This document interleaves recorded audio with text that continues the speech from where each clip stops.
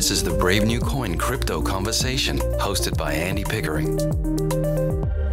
Hi everyone, Andy Pickering here. I'm your host and welcome to the Crypto Conversation, a Brave New Coin podcast where we talk to the people building the future in the Bitcoin, blockchain and cryptocurrency space. Hey team, how are we doing? Welcome to the Crypto Conversation. I know in my audience I've got a lot of different types of people. We've got executives, business owners, crypto traders, tech entrepreneurs, and if that is you, then no doubt you are juggling competing priorities all day, every day. Ever feel like your brain is being pulled in a million different directions? And to make matters worse, you can be often sabotaged by a whole heap of interruptions. Yeah, I know how you feel. Some days you just feel totally frustrated because it feels like you're stuck in first gear and redlining for hours at a time. What can you do to break free and accelerate to the next level? Well, Elon Musk's Neuralink, that's on the way, but probably a long way off. Luckily, folks, there is a safe and effective solution that is available right now, and they are a new sponsor here at the Crypto Conversation. I'm talking about Nootopia. Nootopia was created to help high achievers like you break through barriers and achieve more faster than you ever thought possible. Nootopia offers a variety of nootropic stacks designed to boost memory, cognitive function, and energy levels. Taking the right formulas at the right times can help you focus, block out distractions, reduce stress and anxiety, and enhance your creativity. And you'll be amazed by how quickly they work. You can feel the mental effects within just 15 to 30 minutes. Plus, what's really cool about Nootopia is every stack was formulated by a man who is described as the most advanced brain chemist and nootropics formulator alive today. Secondly, every formula is customized for you based on your strengths, weaknesses, and goals, so you get exactly what you need. How much is 1 hour of your time worth? What if you could reclaim 5 hours of productive time every week? Would that have an impact on your bottom line? Well, Nootopia's formulas are a total game changer, and they also come with a full 1-year guarantee, so there's zero risk for you if you want to try them out. So, ready to upgrade your brain? Simply go to nootopia.com/crypto and use the code crypto10, that's crypto10, to receive 10% off any order. And again, the website is Nootopia, that's nootopia.com/crypto, and the code crypto10 or crypto10. All right, let's get on with the show. My guest today is Scott Gentry. Scott is an advisor at Techemy Capital and Techemynt, who are issuers of the NZDS, the New Zealand Dollar Stablecoin. Welcome to the show, Scott. Hey, thanks, Andy. Hey, thank you. It's a pleasure to talk to you, Scott. I've kind of known of you. I've known of you for some time, because we're both under the Techemy umbrella, if you like, but listeners to the show won't know you quite as well as I do, so I think we'll do what we always do at the beginning of the show, Scott, which is get you to please introduce yourself. Just love to hear a little bit about your background and what you've been doing in the lead up to Techemy and Techemynt. Yeah.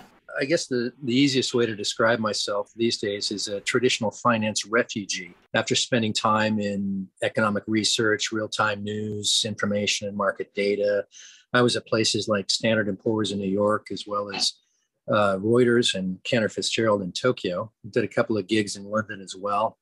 I've been in the digital asset space full-time since late 2017. And I'm pushing about 4 years with Techemy now, where I've been involved in a variety of roles with Techemy Capital, Brave New Coin, and now with Techemynt to spearhead building out the market for the New Zealand Dollar Stablecoin. Yes, indeed, Scott. And I think I've done a couple of shows, at least a couple of shows, talking a little bit about Techemynt and the New Zealand Dollar Stablecoin, of course, DFX Finance. We'll talk about that as we get deeper into the show, I'm sure, Scott. But look, it's an interesting time to be talking to you. Look, it's kind of a cliche to say it's always interesting in crypto, but it's don't know if interesting is the right word at the moment. It's Right. Yeah. It's interesting times though, Scott, in crypto, certainly in DeFi, and of course with stable coins as well. So I guess that's the context. But let's just start to lay it all out. What's been going on with Techemynt lately? Oh, well, quite a lot. We, and by that I mean the entire Techemynt team, we've spent about the last 9 months creating what we consider to be the gold standard in digitized value with the New Zealand Dollar Stablecoin. We've had working groups focused on contract audits with EY, for example. The tech team led by Paul Salisbury has had the code sharp and continues to sharpen if necessary. The marketing team, Clem and Pantelis, has kept the socials pretty crisp. Numerous updates and announcements have gone out. We've just started putting out a bi-weekly newsletter as well. Yeah, excellent, Scott. So definitely been a busy time for you and the Techemynt team. I'd be interested to understand how you guys think of, I suppose, the big picture overview of where this is going. How do you see the development of Techemynt going forward, and products such as the NZDS? Yeah, sure. I guess the easiest way to maybe we'll talk about the underlying purpose here is that we want to be strategically ready to take advantage of, or to say, sort of be at the forefront of what we view kind of company-wide from the top down as a multi-decade wave of digital value creation. I think is probably the best way to put it. So that means in the short term to offer products and solutions that are situated specifically to help people beat inflation. And the two key KPIs there are going to be utility and accessibility. The macro mechanism for that, we think, is going to be found in what could easily be called the rapid and exponential growth areas of decentralized finance. You see that it's like the traditional system isn't working after all these years of quantitative easing and zero interest rate policy.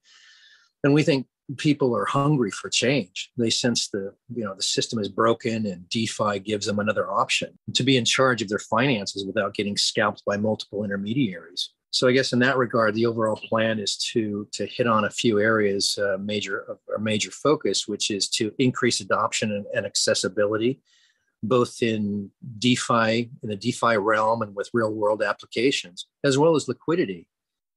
And I think you spoke to our Techemy Group CEO, Fran Schreiner, back in February. And since that time, we've been working on a multi-pronged go-to-market strategy, building the roadmap, creating the framework, or however you want to describe it. This meant initially anything like some of the real simple stuff like display listings on your CoinGecko and Nomic sites. I guess we would call that coin hygiene, and a few others, just so people can get access to the fundamental market stats and Etherscan on-chain data. But more importantly, to integrate with all the emerging DeFi products and protocols out there. That's really a big one. And of course, wallet integrations with, there's many companies out there like Transact and Ramp and even WireX, and connecting with payment systems, the Rails processors and infrastructure. That's all going on in parallel in the background in a parallel fashion. And finally, I'd say listings. We want to get listed on multiple exchanges. That'll help us further the objectives. And I guess that the first part of that would be utility via DFX Finance, which offers AMM liquidity mining incentive programs and accessibility and broadens the reach. Yes, indeed, Scott. And speaking of DFX, that's DFX Finance. So would love to understand a little bit more about DFX Finance and why they were a natural first stop for the NZDS. Well, after ensuring that we had the code solid and we'd taken care of setting up the auditing process, for example, to provide going back to that gold standard in stablecoin compliance, in that initial 9 to 10 months since the launch, we wanted to start moving toward providing both accessibility and utility. And the first stop for that was a natural fit with DFX Finance, which is a decentralized foreign exchange market. And that was set up and backed by some people who have a pretty good reputation in the industry, guys like Nick Carter, Castle Island Ventures, Olaf Carlson Lee's Polychain Capital. It was a good fit to start there. We recognized that DFX was kind of a core piece of infrastructure that leveraged the potential of these decentralized FX markets to capture and bring market share away from TradFi or traditional finance.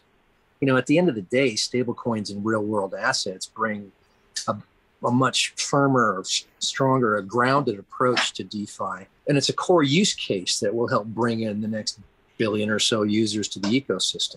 I'd say that was a natural first partnership for us. We ran the code through our own in-house guys, our own in-house smart contract auditing team.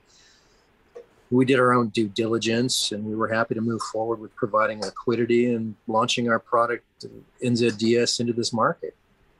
Essentially, it functions as a Uniswap for stablecoins, an AMM if you're familiar with that.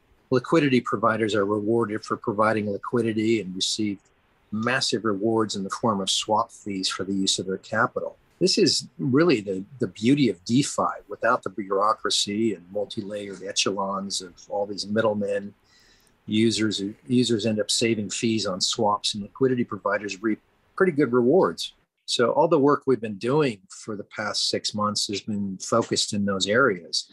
Luckily, though, since the code base is strong, I think you remember we used the USDC code from Circle to build the NZD stablecoin. And it's a one-to-one backed fiat. There's, at one end of the scale of intrigue, a good level of curiosity about what NZDS actually is in the marketplace. But then amongst the more experienced and knowledgeable market participants on the other end in this space, you have a genuine want, a need, and desire to assist us along the way. As you probably know, the New Zealand dollar is one of the top 10 traded currencies in the world. It's one of the safest and least corrupt countries in the world, although that's according to the CIA, so who really knows? And the New Zealand dollar carry trade has long been a popular means of exploiting interest rate differentials across borders. I remember as long as 15 to 20 years ago, there were articles in the Nikkei, the Nihon Keizai Shimbun in Japan, about the astuteness of the average Mrs. Watanabe, the Japanese housewives who were exploiting interest rate differentials between Japan and New Zealand. And that carry trade has been around for years. So the New Zealand dollar stablecoin is a proxy digitized version of the traditional central bank printed New Zealand dollar. Essentially, we'd like to enable continuance of the New Zealand dollar carry trade, but in a digitized version or a digitized fashion. Yeah, right, Scott. Fascinating indeed, and I can certainly see why DFX Finance are key to that. Then I remember I did in that podcast I did with Fran in February that you mentioned. Before I spoke to Fran, I was doing some research, and as you mentioned, Nick Carter was one of the first backers of DFX. And I actually, I messaged Nick on Twitter, just sent him a DM and said, hey Nick, how you doing? We're doing a podcast on DFX. Just be and the relationship with the NZDS. Just be interested in your thoughts as to why you saw the kind of compelling investment opportunity to be one of the first backers of DFX. And Nick, he was nice enough to reply. He just simply said, "Well, Andy, the reason is because we think stablecoins are a pretty huge idea."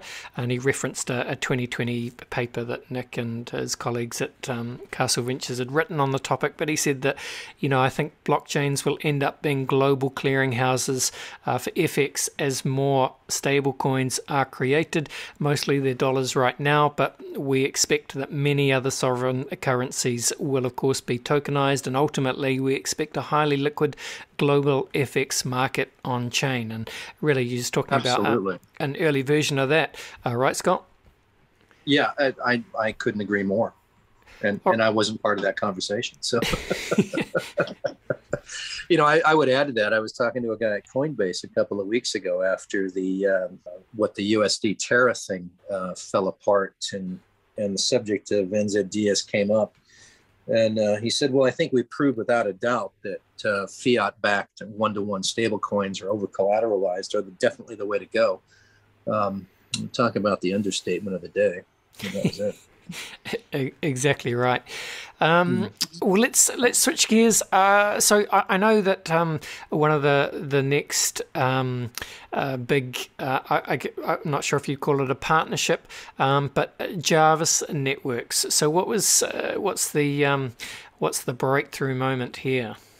Well, that really, I guess, breakthrough is a good word to describe it. It happened. I sort of coincidentally got in touch with Jarvis Networks and their CEO, a guy named Pascal Talarita, who is based out of Sofia, Bulgaria. And Jarvis uses a protocol they developed called Syntheria, which is a collection of smart contracts to issue and exchange synthetic fiat currencies using an over-collateralized model. USDC as collateral, J fiats, etc. So, what? Sorry, you said J fiat. I think I can kind of imagine what you mean, but you better explain that, Scott. Sorry, I didn't mean to get so jargony here with you there, but so yeah, a J, the letter J, fiat, just one word. So in essence, they've coded a synthetic version of the NZDS. And they happen to call it a JNZD. So with the JNZD, users can swap with any other Jarvis/fiat version that is part of the protocol. So if you can imagine, several other stable coins have entered into this arena and are sort of swimming around in this big pool, such as the yen, sterling, euro, Swissy, the CAN dollar. I think the Singapore dollar is part of the puzzle. Each of these are digitized. So now each of these are digitized stable coins of their fiat equivalent. Each of these digitized fiats are paired with a synthetic J version, and it can be swapped, therefore, for almost zero fees. It's just NZDS/JNZD. So it's basically this sort of it's a currency pair, but one side of it is synthetic. Got it.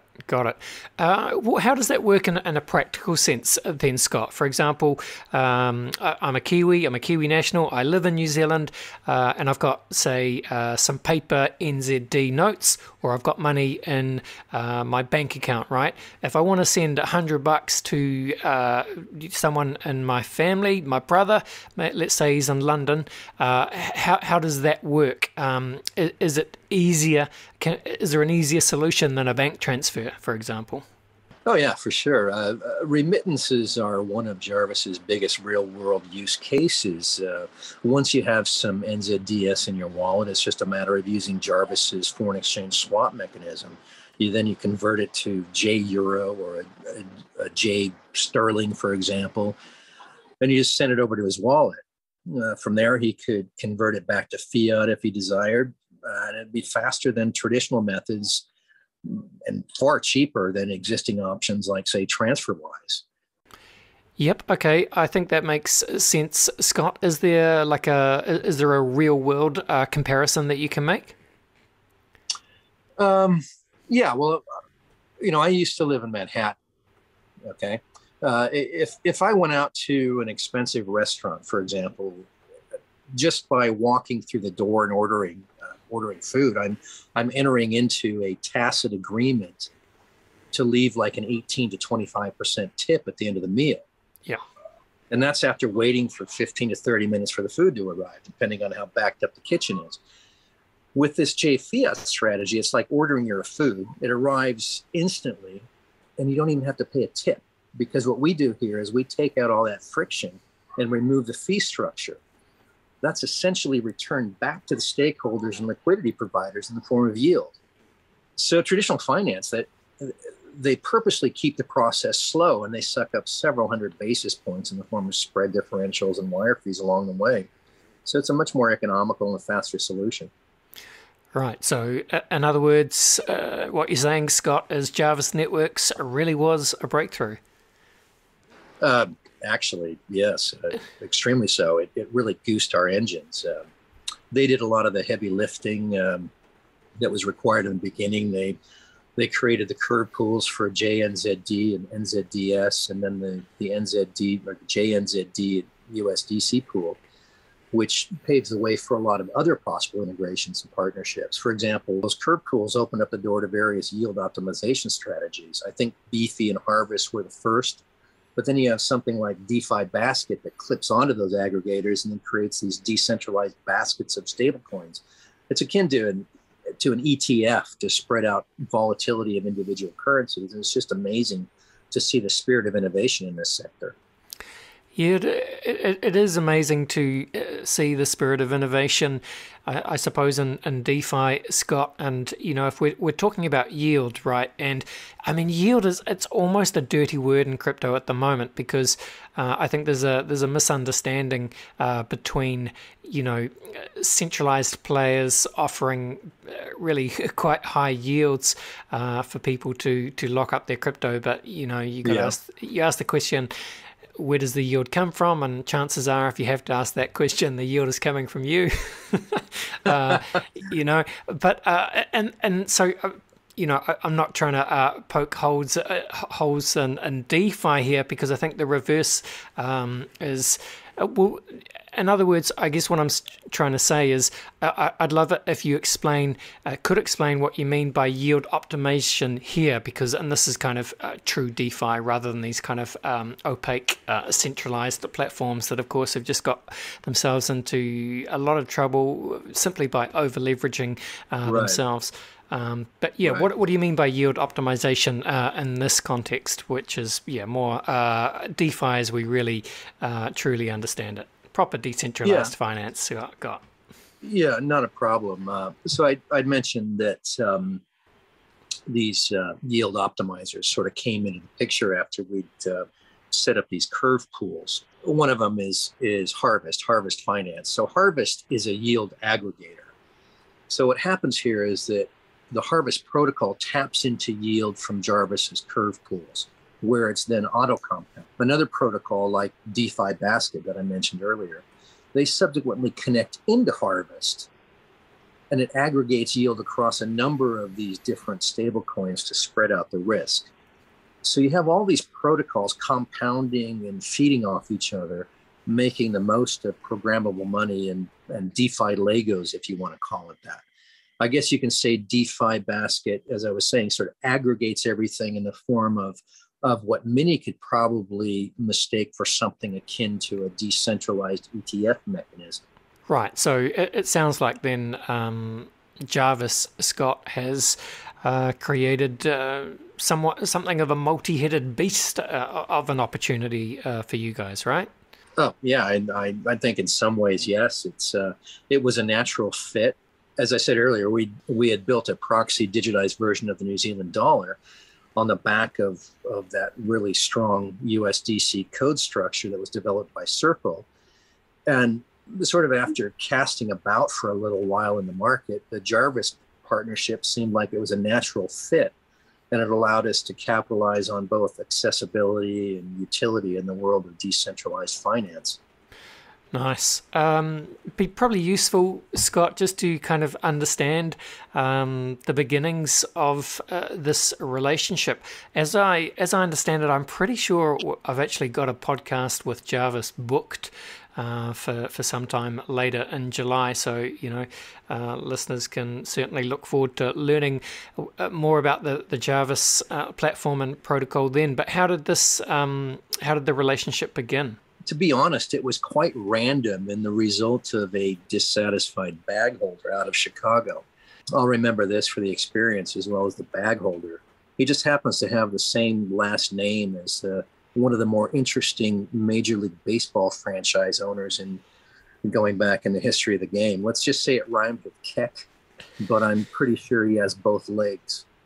And he didn't hire dwarfs to get into the batter's box. I know you're from New Zealand. You probably don't know anything about baseball. This is absolute inside baseball here. You've got to be a DeFi degen and a baseball geek. So proper inside baseball, Scott. But that's okay. Go. I have no idea what you're talking about, but please proceed. Sure. Anyway, I had just stepped into this role just days earlier, and this guy, like I said, this random guy with the name that rhymes with Keck, he tracked me down on LinkedIn to literally talk my ear off over the fact that there wasn't any liquidity in the system at the time, and he was getting tagged with 30% slippage off DFX because the pools were out of balance. So he kind of mildly suggested the J Fiat structure from Jarvis, and I just followed up from there.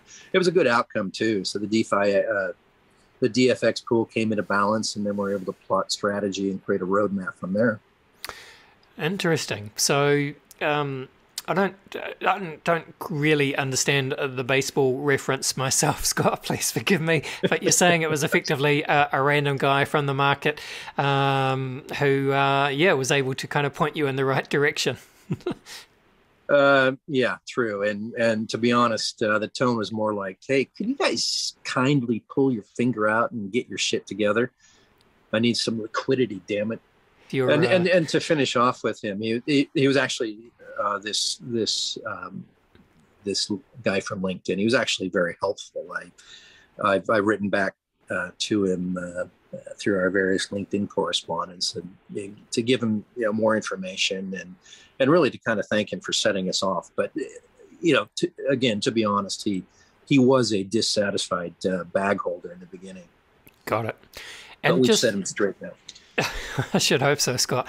And just to be clear, so we've talked quite a bit about Jarvis, and I'm sure they're an important part of the strategy, but I'm sure there are other avenues that you guys are pursuing at Techemynt as you kind of figure out, where else the NZDS can possibly slot in terms of this kind of big global decentralized financial ecosystem, right?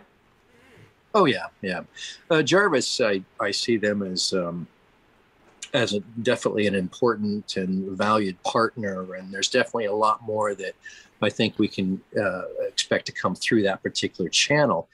But as I said earlier, we're rolling out this multi-pronged strategy where the core mission is making NZDS as accessible as possible, and then, of course, as useful as possible. So anything that facilitates that, we're keen to explore. We have other integrations in the works that have emanated from the Jarvis channel, market.xyz, and possibly AP Wine are on the taxway too, from what I hear. I know you're into some good alpha there, Andy. Outside of Jarvis, we've been in regular and recurring talks with a borrowing and lending platform out of Singapore that seems to be capturing the interest of regional currencies. That's Meadowland Finance, who I think you had on the program a couple of weeks ago. An angle there on yield futures. And then there's AP Wine, as I said, an interest-bearing token futures market. We had a really interesting call with a very impressive American woman based in Singapore regarding tokenized bond structures, a company called Blue Jay Finance.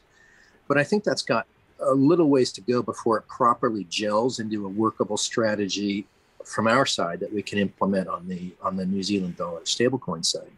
So I guess in terms of increasing accessibility in the form of liquidity, we now have a Uniswap V3 pool on Polygon, followed up by another one on Ethereum, which provide a decentralized method of acquiring NZDS. The pools were initially seeded with almost $400,000 worth of liquidity to prevent price manipulation and allow other liquidity sources for NZDS, which will help further integrations with the likes of Yearn Finance, Aave, borrowing and lending markets, as the pool functions as a TWAP oracle, a time-weighted average price. We're now listed on Fireblocks. Fireblocks, I don't know if you were going to have them on the program soon, but they're the de facto whitelisting agent for Aave Arc. So inside of Fireblocks, you're then connected to multiple DeFi protocols and DeFi projects. So I think that's definitely another channel that we look forward to building out and exploring and matching up with, pairing up, so to speak, and seeing what can develop from there. The future outlook, I would say definitely more DeFi partnerships within that, exchange listings, funding, and we're looking at tokenizing real-world applications, gold, commodities, real world payments, for example. Sounds like a lot going on then, Scott. A long list, yeah. So is this just a case of you guys being in expansion mode, or you kind of it feels like you're trying you got multiple paths forward? So is the strategy kind of roadmap still being defined? I guess you've got to always be open to new paths and directions in crypto, because new opportunities open up very quickly, right? Sure, yeah. It's well, it's both. It's one and the other. It's I think a better way of describing where we're at right now is we're really positioning ourselves to scale at this point. I think about the legacy reserve system that is nearly 110 years old, and what now we're 50 years beyond Bretton Woods. You look at all the transitions and transmutations and product that was developed during that time, over that time span. We're in the midst of the greatest financial revolution the world has ever seen. And we're only 12 years into this particular organic movement that was spawned by this anonymous person or entity with an obscure white paper that most people didn't even understand at the time. I mean, I read Satoshi's white paper back in 2011. I kind of got the concept, but it didn't click. I didn't really appreciate it at the time. So where we are with NZDS from our side, we still see ourselves as part of that movement and really in line with the core ethos and spirit of the original Bitcoin white paper. Being a part of the Techemy Group and BNC, we're one of the tooling and infrastructure entities who we really embedded ourselves into the fabric. Franz Streiner refers to us as part of the furniture. That's what he likes to describe it as. We've been through a few iterations over the years. We've seen companies come and go with each wave. And although the industry has taken a hit recently, we've had some hardship over the past several months. You just keep building through it. And here we are with NZDS, and we have so much more to do. I guess to answer your question directly, imagine every dollar-based derivative product that's in circulation now. Imagine every sovereign entity paired against it and the products that have resulted from that. Factor in the fact that the old system is corrupt and based entirely on debt. It's on the verge of collapse and therefore extinction, because these substitute rails in the base layer of functionality is nearing completion. We're really at the beginning, and the future is still being defined. But we're part of the movement that is defining it. Yes, indeed, Scott. And look, you're exactly right. It has been, it has been a challenging few months. It is challenging right now, and most indicators suggest there'll be more than a few challenging months ahead. But, you're quite right in that the best way to deal with that is simply head down, bum up, and keep building through the bear market. Absolutely. What do you see as the main drivers of the market going forward? Well, I really think it's going to be the talent that is in the market already and is coming into this particular movement. I'm constantly amazed at the talent pool that we are working with, of the men and women 20, 30, even 40 years younger than me. These are people who don't have a traditional finance background. So they haven't been corrupted on it. So they haven't been corrupted by it. They haven't worked on Wall Street. They didn't grow up in this establishment system that most of the legacy system that people are trying to get away from. You take a guy like me. I came into the market from the research side back in 1990. I went through the market data side, news and economic data, real-time information. I worked at Standard & Poor's, which quite honestly was like working at a library. I finished off at Cantor Fitzgerald in 2012, which was a broker-dealer. I met a lot of smart people along the way, but it's nothing like what I've been exposed to on the digital asset side. You take our company from the top down, starting with Franz Streiner. He didn't grow up in the financial markets. Our guy in Korea, Matt Nelson, who works with me in business development and strategic product development. He's a top-level intellect. He's a top-level intellect who could easily match or outperform anyone on Wall Street. You take Aditya Das, one of our analysts, he's always putting out excellent quality research and coming up with unique insights. Outside of Techemy, you look at Jarvis, Pascal Talarita, incredible strategic insights and market development skills at work there. Blue Jay Finance, who I mentioned earlier, their CEO, she didn't have a Wall Street background. I think she came from the payments at Google and Amazon. Prismatic is another company that I've become acquainted with. Their CEO, Natalie Selmink, she's a PhD in mathematics, really heavy on the data side, and she certainly knows her economics. I'd be surprised if she's even 30 years old yet. So it's the talent out there, the young talent as well, as who are going to write the future in this particular space. Yeah, very nicely said, Scott. Some great shout outs there. Shout out to my man, Aditya Das, one of the lead analysts here at Brave New Coin. So yes. Shout out to Aditya. Hey, this has been good, Scott. I reckon we pause here for a break, and then we'll come back, we'll finish off, we'll have some fun, we'll run you through the very famous Crypto Conversation Hot Take Round. Back in one moment. Oh, okay. In today's crypto market, the team at Brave New Coin are the sector's leading builders of custom crypto indices. BNC's powerful indexing engine draws on Brave New Coin's premium data to calculate high-frequency intraday and end-of-day indices for a wide range of index products. BNC's custom indices help you to gain exposure to the crypto assets class and track your performance against the market without having to become a stock picker. Not sure what you need? A Brave New Coin consultant can help you assess your requirements. Contact BNC today to find out more. All right, we're back, and I'm with Scott Gentry. Scott is an advisor at Techemy Capital and Techemynt, issuers of the NZDS, the New Zealand Dollar Stablecoin. Scott, as you may know, I like to finish each Crypto Conversation podcast with a quick round of rapid-fire Crypto Conversation hot takes. Are you up for it? Yes, he's up for it. All right, Scott. Just going to run some rapid-fire questions at you. Just hit me with your best shot. All right, question one, Scott. It is, where would you say you sit on the Bitcoin maximalist to multi-chain opportunist spectrum? Ooh, right in the middle.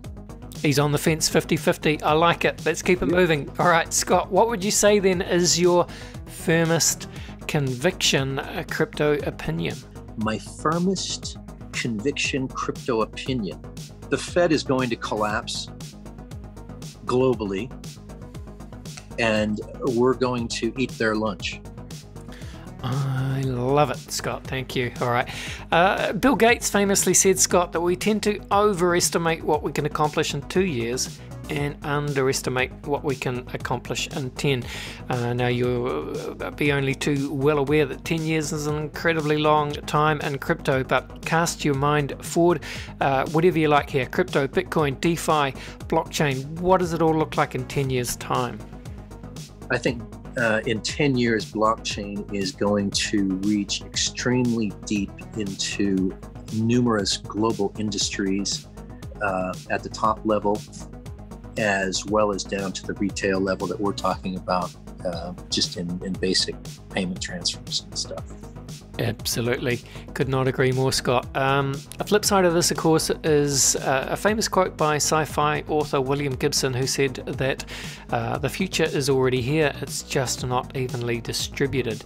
With that in mind, Scott, and look, I know you've spent a lot of time in Japan, so maybe you'll be able to think of something slightly off the wall, but can you think of an example of the future being here right now, but most people just aren't really aware of it?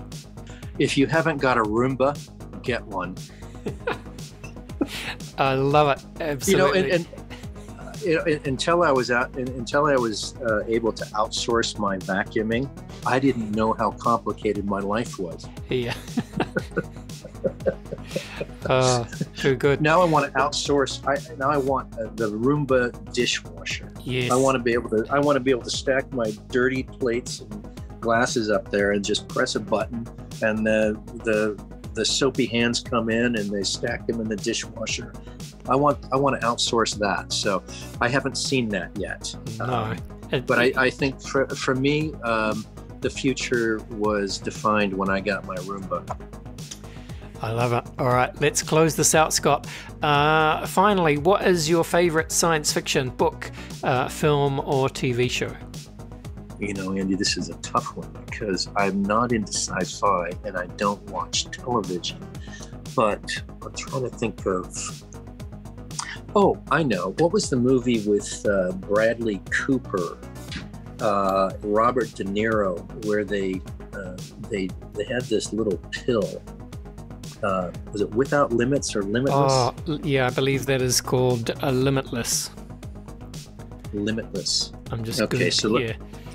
So the question is, what is my favorite sci-fi? Yeah. What's my favorite?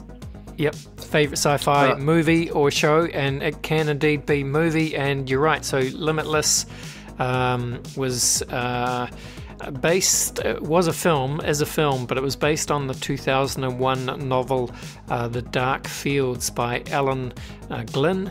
And yeah, as you've said, the film stars Bradley Cooper and Robert De Niro.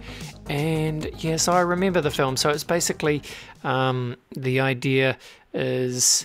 Yeah, he had this pill, which I guess would have been called a narcotic at the time. But Nootropic, not a narcotic. There's a very distinct difference, I think, Scott, between narcotic and nootropic. The distinction in my mind being, of course, narcotic is something you take more for pleasure or escape, whereas a nootropic you take for performance. Yes. Yeah. I was watching that movie and I thought, I want some of that stuff. You know, yes. It was sort of like in what's the July 4th movie with Will Smith, Independence Day, when he takes the ship off and he's going up into space and he's like, holy crap, I got to get me one of these. Well, exactly right. And funnily enough, it's funny that we're talking about this, Scott, even here at the end of the show, but spoiler alert, Crypto Conversation listeners, I think we're very close to closing a new sponsorship deal for the podcast, and I'm pretty sure it's one of the big US-based Nootropic brands, actually, nootropics or smart drugs, performance enhancers, and I believe they're going to send me some samples, which, spoiler alert, I'm kind of looking forward to. So, you know, chances are you might hear some more about nootropics here in the Crypto Conversation and and the shows ahead. But I don't know if they're quite as good as the kind of abilities that we see in Limitless, Scott. But you know, on a long enough time horizon, that's where we're heading, right? Well, according to Zero Hedge, we're heading to zero. You know, so let's hope the timeline is extremely long. Well, that's a great way to finish. So we're either heading to Limitless or we're heading to zero. It's all or nothing, folks. Great way to finish, Scott. I've really enjoyed talking to you. This has been fun, Scott. Nothing else to say except to hand the metaphorical microphone back to your good self. Please tell the people where they can find you, if you have a Twitter account or anything like that, LinkedIn, whatever you want to shout out, but also where they should go to learn more about what you guys are building at Techemynt with the NZDS, Techemy Capital, all that good stuff. What should people do? Where do they go? Well, I'm on Telegram at Tokyo Scotto, SCOTTO, and if you have been to Japan, you would know why I put an O on the end of my name. And look for us at Techemynt, TECHEMYNT.com, and also TechemyCapital.com. And of course, I will put those links in the show notes as always. All right, hey, this was cool. Thank you, Scott. All the best. Yeah. And bye for Thanks, now. Andy. All right, take care. All right, there you go. That was Scott from Techemynt, learning all about the New Zealand Dollar Stablecoin. Very interesting. To learn all about that, of course, you can just go to techemynt.com. Link is in the show notes.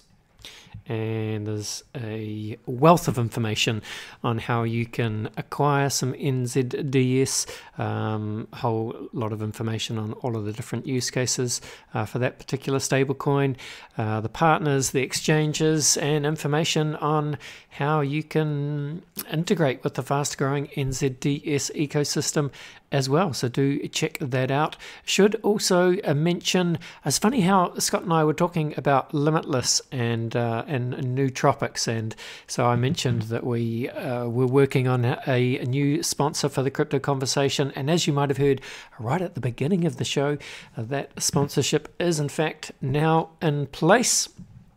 So shout out to Nootopia, who are providers of the Nootropics that we're talking about. So if you go to their website, which is nootopia.com, Nootopia, of course, is spelled Nootopia.